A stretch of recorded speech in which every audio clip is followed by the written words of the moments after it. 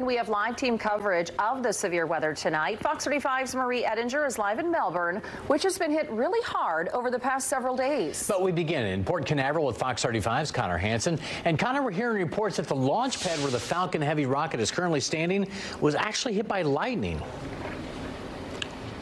Yeah, that's right, John. And it doesn't come as too much of a surprise because we've been seeing such large lightning strikes throughout the night as those strong storms have been passing through this area. In fact, we're still seeing lightning off in the distance. I had the chance to speak with someone who was there at Kennedy Space Center when a lightning strike hit the launch pad with that rocket attached. Now, take a look at some of the pictures that person sent me. You can see just how thick the rain is looking at the vehicle assembly building there and how hard it's raining, how low the visibility was. And these are some photos taken of that Falcon Heavy rocket on the pad before things got bad. A space journalist who is at the press site today taking photos tells me he saw lightning first strike nearby, then directly strike the pad with that large rocket attached. SpaceX says the next window to launch is tomorrow. But they're going to have to do a thorough evaluation of the pad and the rocket and the satellite and all the systems to make sure nothing was damaged by those lightning strikes at the pad and even nearby the pad, that we saw. And Ken Kramer explains why it's so dangerous to have a launch when there's lightning around. It's because of that rocket fuel and the possibility of it igniting. We reached out to SpaceX to ask about their plans for possibly launching tomorrow, or if there was any damage to that rocket from the lightning strike.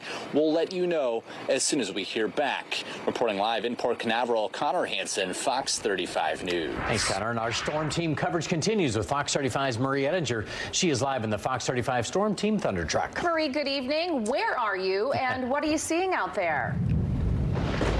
Yeah, we are heading west on the 528 going through Orange County, trying to bring you the latest images of what we are seeing in this latest storm system. Those bands are working their way through, and we should have images of that for you shortly. Right now, we have not quite hit it, but that's what we have been up to today, just storm chasing. We've been going after reports of tornado warnings, real tornadoes, funnel clouds, anything you can think of, we were after it. And that actually is what brought us to Brevard County earlier in the day. That area, once again, did see some damage.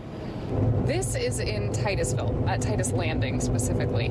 This is video viewer Dan Brown took. Take a look at his windshield wipers. You can see at this point the rain isn't coming down all that hard, but just before it hammered the city, flooding the streets, you can see those splashes as the cars drive by. We went by that same area, and thankfully you can see the drainage system works quite well. A few hours after Dan Brown's video, the water had all cleared out, leaving just a few puddles behind. We did see some impressive downpours on the way there, though. Take a look at these lightning strikes that filled the air. It was one after another for a while there. We also got reports of flooding in Cape Canaveral. No surprise there, since there were clouds over the area that looked like this. We drove around Merritt Island for a bit. The area around Courtney Parkway seems to be all clear. Like I said, we are continuing through into the latest storm band that's moving through Orange County right now. We'll bring you those images as soon as we've got them. For now, live in the Thunder Truck, Marie Ettinger, Fox 35 News.